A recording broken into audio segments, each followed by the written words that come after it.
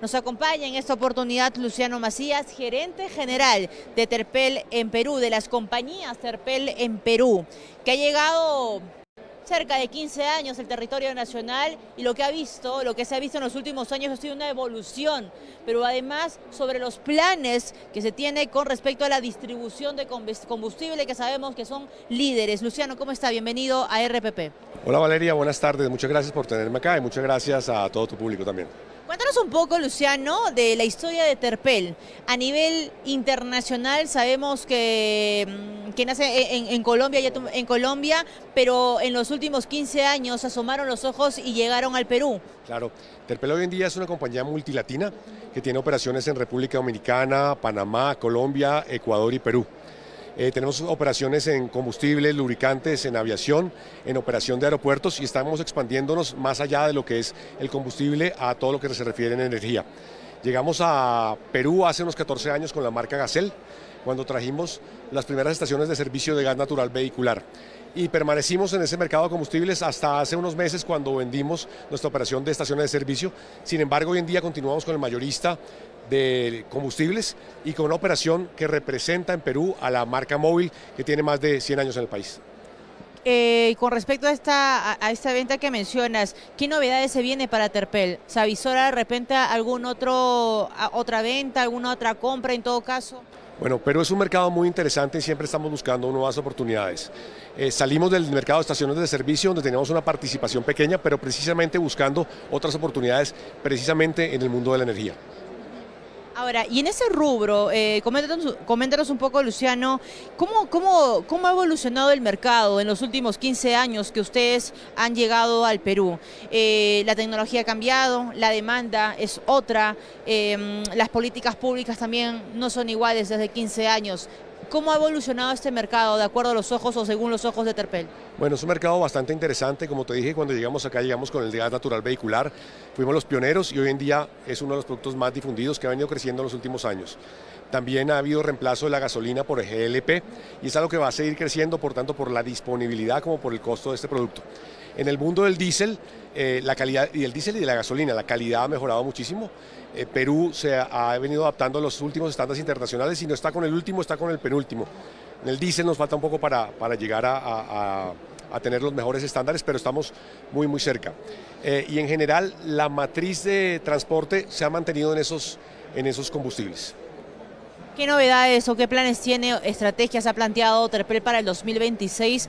Y no sé si de repente un año electoral en nuestro país tiene de alguna manera cierto impacto en la empresa o es que es un escenario bastante apartado. Yo soy muy optimista con respecto a la economía del Perú. Más allá de las vicisitudes que se dan en el campo político, la economía ha venido creciendo de manera estable y es uno de los pocos países donde eso ocurre en la región. Con eso tenemos muchísimas apuestas acá. En nuestra planta de lubricantes en los últimos años hemos invertido más de 12 millones de dólares en tener la mejor planta de lubricantes del país. Y en el sector de combustibles tenemos un mayorista que no solamente vende diésel y gasolina, sino además servicios complementarios para estaciones blancas y el sector de la industria y la minería. Con respecto, por ejemplo, a la evolución, se ha hablado de esta premisa siguiente, Luciano, de la aparición de energías renovables, ¿no? De energías diferentes a la de un combustible. ¿Cuál es tu visión del sector ya en general, independientemente de Terpel, para los próximos años? ¿Esta evolución va a ser lenta? ¿Va a ser un reacomodo que va a tomar algunos años? Bueno, hay una palabra que usamos mucho, pero no la sentimos de corazón, se llama transición energética y la palabra clave aquí es transición. No es un salto cuántico en que estamos hoy con combustibles fósiles y mañana estamos con otros combustibles, sino es un cambio que se da, que evoluciona a través del tiempo. Ese cambio no se da de un día para otro y ese cambio es diferente en cada país. Perú tiene una matriz energética bien interesante, tiene yacimientos de gas importantes, tiene capacidad para almacenar e incluso producir combustibles fósiles. Tenemos que hacer ese cambio paso a paso, aprovechando lo que tenemos hoy, porque se necesita un capital y el capital está ahí, en esos combustibles. En los próximos años va a haber cambios importantes en los vehículos livianos, en las motos y los automóviles. Muchos de ellos se van a electrificar o se van a volver híbridos. ¿Ese va a ser el primer paso? Ese va a ser el primer paso. Sobre todo las motocicletas va a pasar muy rápido. No nos vamos a dar cuenta, pero va a pasar muy rápido. En los automóviles se va a demorar un poco más de tiempo, probablemente los automóviles migren a ser vehículos híbridos. El diésel va a tomar mucho más tiempo.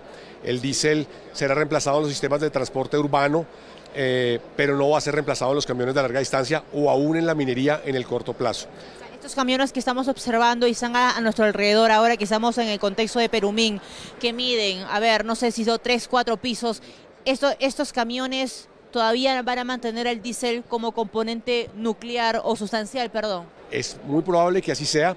Claro, va a ser camiones que están siendo mucho más eficientes, que consumen menos diésel, que tienen más sistemas de control de emisiones para precisamente hacer la transición hasta el momento en donde podamos tener una matriz 100% eléctrica de fuente de hidrógeno o de fuente eólica o de fuente solar que nos ayuda a que eso funcione. Pero eso se da una vez más en una transición. Con respecto a los barcos, o sea, ahora que hablamos de los puertos, a los aviones, o sea, ¿cómo va a ser ahí la transición o cómo visualizas tú, digamos, esta evolución en estos dos rubros? En aviación el jet fuel pueda que tengamos biocombustibles, es decir, que tengan origen vegetal, pero no se va a reemplazar el jet fuel con características que tenemos hoy en el corto plazo, es muy difícil. Y el jet fuel le da también una seguridad a la aviación que difícilmente podría tener con otro tipo de energía. Los barcos hoy se mueven sobre todo con diésel o fuel oil pesado. Ese cambio es más lento, pero pueden cambiar a una matriz de gas que hoy en día es más costosa. Es un cambio que se va a dar en los próximos años, pero va a estar en balance entre estos motores diésel gigantescos y los motores a gas. Y desde esa visión, Luciano, ¿cómo ves tú el futuro de Terpel en el Perú? Y me mencionabas que Perú es un gran jugador dentro del portafolio que ustedes tienen de los combustibles. ¿Por qué es atractivo nuestro país? A veces los peruanos nos preguntamos por qué los inversionistas siguen mirando al Perú con tanto interés, si tenemos ahí un tema político, si tenemos el tema del Congreso, pero nos olvidamos un poco de esta espalda macroeconómica y los fundamentos de la que muchos hablan. Más allá del tema político, es un país con una economía estable, con un dólar también muy estable, con un manejo muy responsable de su política monetaria y además lleno de riquezas, no solamente en la tierra, sino en las personas. Hoy en día hay 2 países en el mundo que lideran el conocimiento de minería y están en Sudamérica, son Perú y Chile. Hoy son los países que exportan el conocimiento cuando hace 10 o 15 años mirábamos a Australia, Nueva Zelanda, Canadá. Hoy en día el conocimiento está acá. Entonces eso hace que seamos muy optimistas. Hay una política económica razonable, existe. Hay recursos, existen. Hay buenas personas, existen. ¿En dónde voy a invertir? En Perú. Y en ese sentido, cuéntanos un poco de tu historia, Luciano. ¿Tú hace cuántos años llegas a Terpel? Y mi duda era, ¿siempre estuviste vinculado al rubro de los combustibles, del hidrocarburo? Yo empecé a trabajar en móvil en Colombia en el año 94, es decir, hace 31 años. Sí. Estuve con ExxonMobil, Mobil se convirtió después en ExxonMobil, hasta el 2018, cuando se hizo la compra de las operaciones por parte de Copec en Sudamérica, de Colombia, Ecuador y Perú. Y llevo 7 años en Terpel, que tiene una visión de invertir mucho en los países donde está y sobre todo de pensar estratégicamente hacia el futuro. Más que en los resultados de este año o de este mes, estamos pensando en qué necesita la comunidad, qué necesita el país en los próximos 10 años.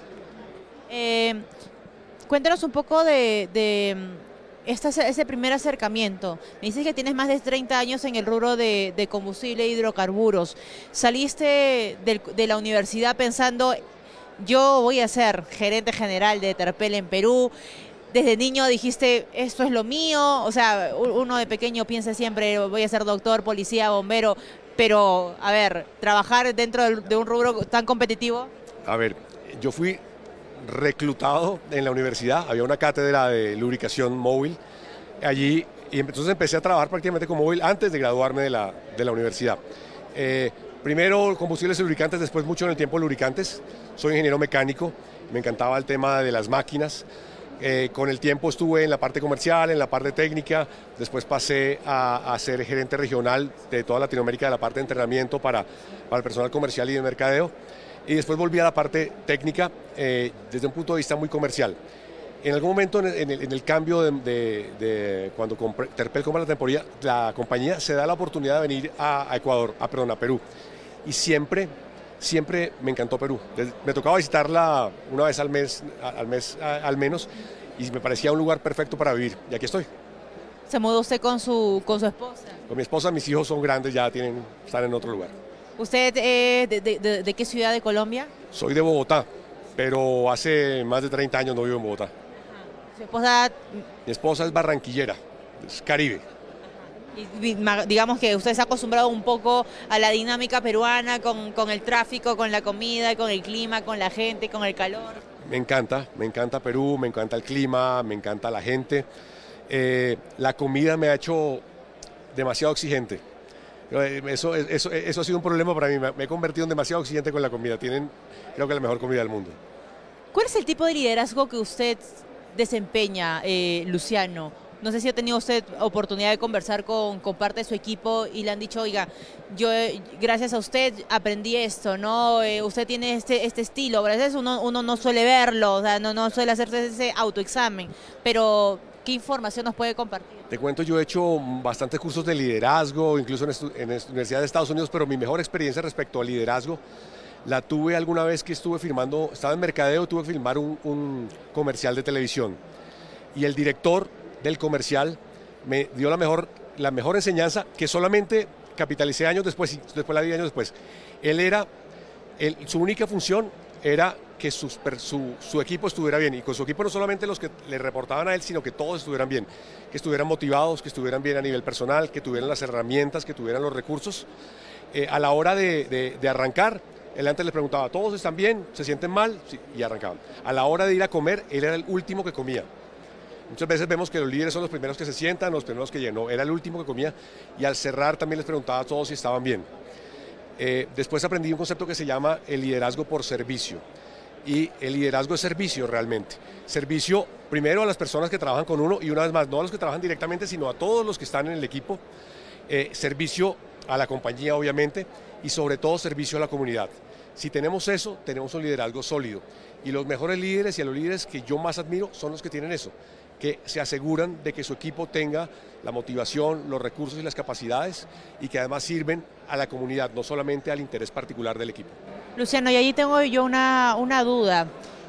Cuando usted se menciona que este líder tiene que cuidar mucho de su equipo, de asegurarse del bienestar mental, físico y el entorno laboral, ¿qué pasa con aquellos líderes que tienen bajo su cargo 40, 50 personas versus los que tienen pocas personas? El éxito depende a la cantidad de personas que tienes bajo tu cargo, lo hace más difícil, lo hace más fácil. Voy a estar bien sesgado con mi respuesta porque es parte de mi experiencia, probablemente no sea así, pero te cuento.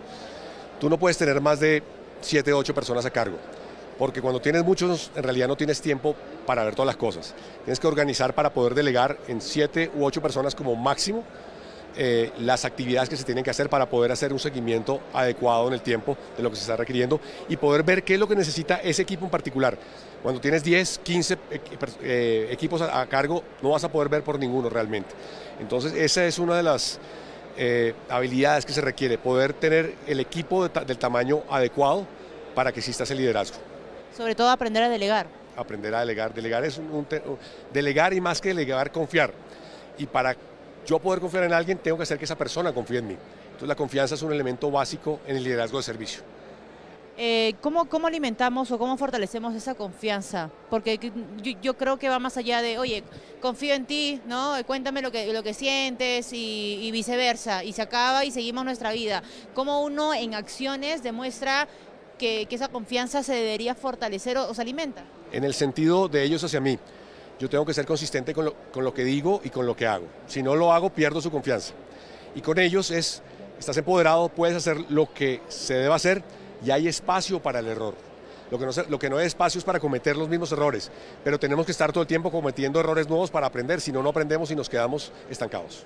Y en ese sentido, ¿cuál ha sido el error que has cometido en tu vida profesional, Luciano, que te ha dejado una enseñanza y te ha marcado la vida profesional? He cometido muchos errores. Recién ingresado a la compañía hice una mala recomendación en un aceite para una bomba, y la bomba paró todo un puerto por 3 días. Ahí tuvimos que salir corriendo, estar 3 días de cabeza ayudar y después quedarnos más tiempo ayudando a la gente del puerto para que funcionara y logramos superar eso. Ya en otros temas más complejos me he equivocado a veces en tolerar errores repetidos. Eso no está bien. Tenemos que, como te digo, una vez uno puede tolerar un error o ver cuáles fueron las causas del error, pero cuando alguien se equivoca consistentemente en algo, hay algo más que está fallando, tienes que ir al fondo y tomar decisiones que pueden ser difíciles para las personas e incluso para uno. Y en la toma de decisiones sueles escuchar al equipo. ¿Cómo es el trabajo de un gerente general? ¿Es muy de soledad? ¿Es muy de a solas? ¿O es muy de escucho? Voy a escuchar al equipo, déjeme un rato que voy a tomar ahora la decisión que me corresponde. ¿Cómo es? Hay un punto esencial, es que siempre estás aprendiendo. Cuando dejas de aprender estás muerto. Y la única manera de aprender es escuchar a las personas. Escuchar puntos de vista diferentes, enriquecernos de la discusión. Y es lo que trato de hacer. A veces al final me toca tomar a mí la decisión porque finalmente tengo que asumirla, soy el responsable. Pero siempre quiero escuchar a las demás personas y sobre todo tratar de aprender de ellas. ¿Qué le dirías a Luciano de joven?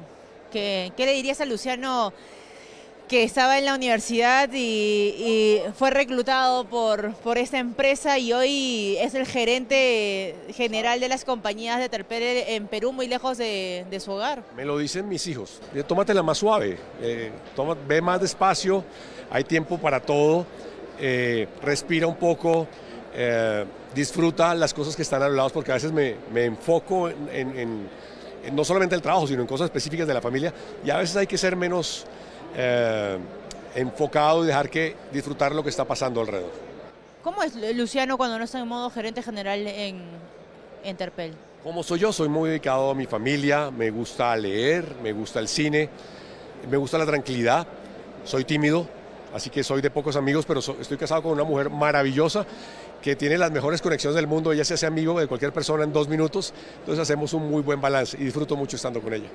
¿Algún consejo que le quieras brindar, Luciano, para aquellos jóvenes que están cursando de repente ingeniería, como tú en su momento, o que han terminado la carrera y están viendo de repente si el rubro del combustible, el rubro de hidrocarburos es un espacio competitivo para ellos, un espacio, digamos, donde puedan crecer?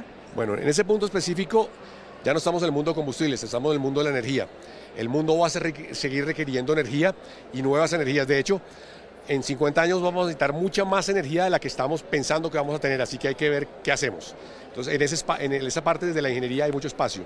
Lo otro es, hay que complementar la ingeniería con todo esto, con el humanismo, con conocer a las personas, con conocer las culturas, con acercarse a ellas para poder traer valor realmente a las comunidades en donde estamos. Luciano, quédate conmigo, vamos a despedir, por supuesto, Luciano Macías, gerente general de las compañías Terpel en Perú, estuvo con nosotros en esta edición, por supuesto, especial de negocios.